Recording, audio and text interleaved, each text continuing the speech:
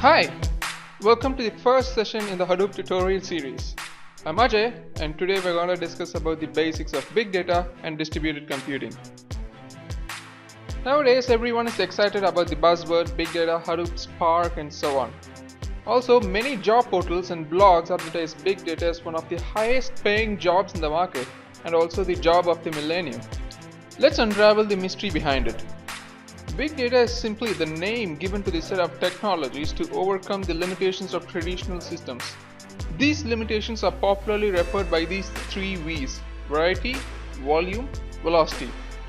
In this video, we will soon discuss what these limitations represent and how big data technologies provide a solution for the same, which would also include a humble introduction to NO-SQL database.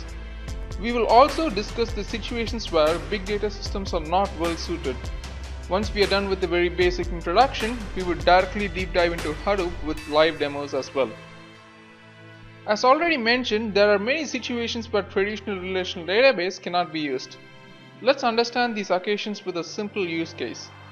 When I searched for the product watch in Amazon, I was given a list of watches available with them, and I was able to filter the results based on the conditions shown. It can be observed that there are 7 features available for watches, like watch movement, watch display type, watch case shape, dial color, brand, watch material, watch band color. If these are the filter conditions for watches, then Amazon should have these details stored for each and every watch. How do you think Amazon would have stored these details?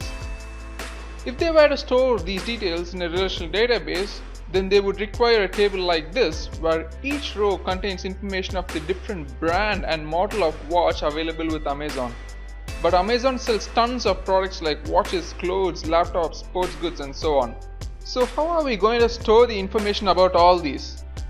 One way to handle this in relational database is by storing all the product and its corresponding details in a single table. In case of watches, the features stored would be watch display, dial color, case shape. Here it can be observed that the features corresponding to other product is empty. Same is the case for laptops and books as well. The issue with this kind of model is that there is a lot of null records, causing a lot of wastage of space. So this is not a good method to handle this kind of data. Another method in RDBMS to store such kind of Amazon data is to store each product information in a separate table. The issue with this kind of method is that there would be too many tables to handle, which is not reasonable as well. So we need a system to handle such kind of data. We need a system which can store different set of columns in each row. For example, the first row contains details regarding watches, which contains 7 features. The second row contains details regarding tennis rackets. The third row contains details of some other product, and so on. This is called semi-structured data because the data still contains rows and columns, but each row has different number of columns. Data stored in JSON and XML are semi-structured in nature. We will be discussing more about semi-structured data later during this tutorial. There is also unstructured data where there is absolutely no structure in the data. Example of such data would be email, text documents. And then we have the relational database, which is the structured data because it has the same number of columns in each and every row. So when we have a variety of data to be stored, the traditional relational database is not very well optimized to work with. This is the first issue with traditional systems. Let's look at the second issue with the help of an example. You are given a server with 100 GB hard disk space and 4 GB RAM. It is used for storing data and performing computations on the stored data. The server is represented by this rectangle as shown in the legend. The grey portion of the rectangle is the free storage space remaining in the server, and the black portion is the already occupied space. The blue part represents the processing ability of the server and is the representation of the amount of data the server can process within a specified time limit.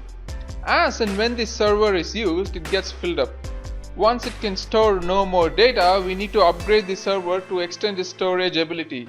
Eventually, even this added storage capacity also gets filled up, and so we extend this even further. This is called vertical scalability, where the capacity of the system is upgraded by addition of components to the same existing server. It needs to be noted that upgradation can be done only to a certain limit. This is the second limitation of traditional system, that is, its inability to store and process extremely large amount of data, and we call this the volume issue. In the previous case, we discussed about the issues of volume due to vertical scalability in traditional systems. Another issue with vertical scalability is that in most cases only the storage capacity is extensible and not the processing capacity, as shown in the figure. So the entire system may tend to become slower over time due to upgradation of only the storage. Consider clients like Amazon using such systems. They give instantaneous recommendations to customers based on their search history, and if the servers take a long time to process the data, then the recommendation cannot be done on time. This is the third issue with traditional centralized systems, which is related to the processing capacity. And we call this the velocity issue, which is related to the rate at which very large volumes of data can be processed. So how do we solve these issues? We have big data to the rescue. We will now see how we can tackle the previous 3V challenges using big data technologies. Unlike centralized systems where there is usually a single powerful server which does all the work, in distributed systems there are many computers connected to each other, and this group of computers are called cluster. So when we store data in these distributed systems, it would get split into a number of smaller pieces, and each smaller piece would get stored in a particular server in the cluster. If the individual server in the cluster gets completely filled up, then more servers can be attached to the cluster to increase its storage and processing capacity. This is called horizontal scalability, where we improve the capacity of the entire system by addition of servers to the cluster, rather than extending the same server. The two main advantages of this model is that when the servers are added to the cluster, not only the storage capacity is improved, solving volume issue, but also the processing capacity improves, solving the velocity issue. There is no limit to horizontal scalability. In other words, you can add thousands and thousands of servers to the cluster to make it more and more powerful.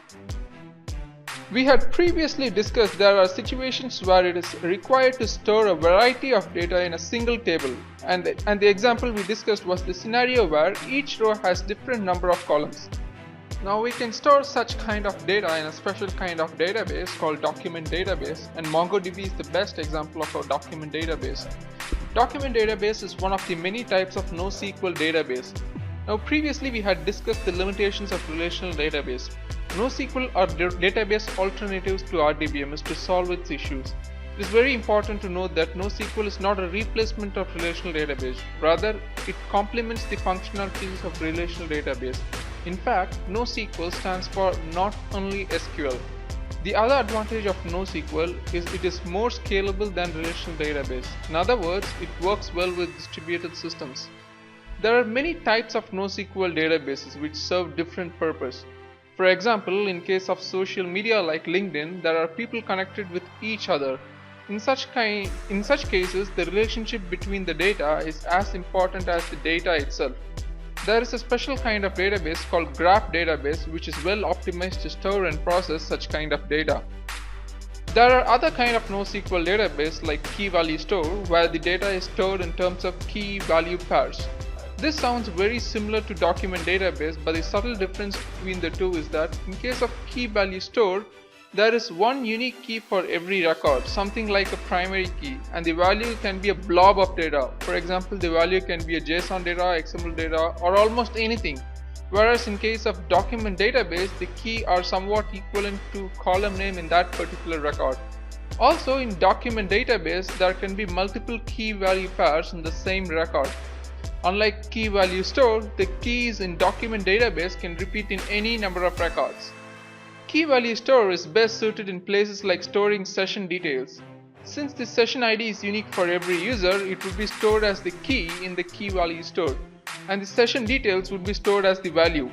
The best example of key value store is Redis database. Data can be accessed faster when they are stored in consecutive memory locations. Usually, databases store the data row-wise on the disk. This is because database queries often filter and fetch rows of data. But in case of column family store, the data is stored column-wise. This is especially useful and fast when we are performing a lot of aggregations on a single column.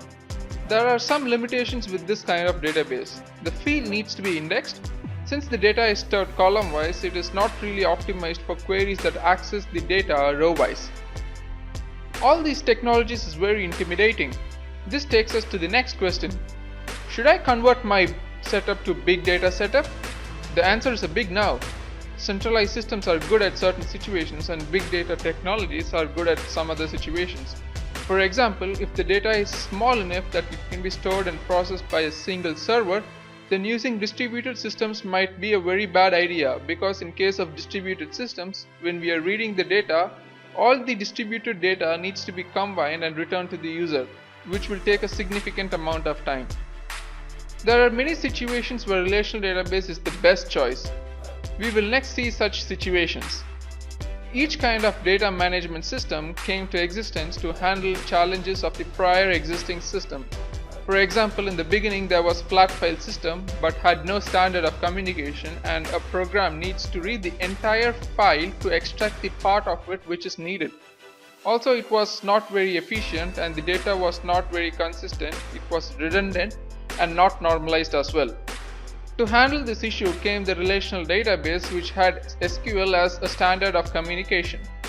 Also, it had great concepts of joins and constraints which help in making the data very consistent, reliable and reduce redundancy as well. But the limitation of relational database is that it is not highly scalable. We will soon see the reason for the same. Also, structure of the table in the database is supposed to be very consistent. To solve this issue came the NO-SQL database.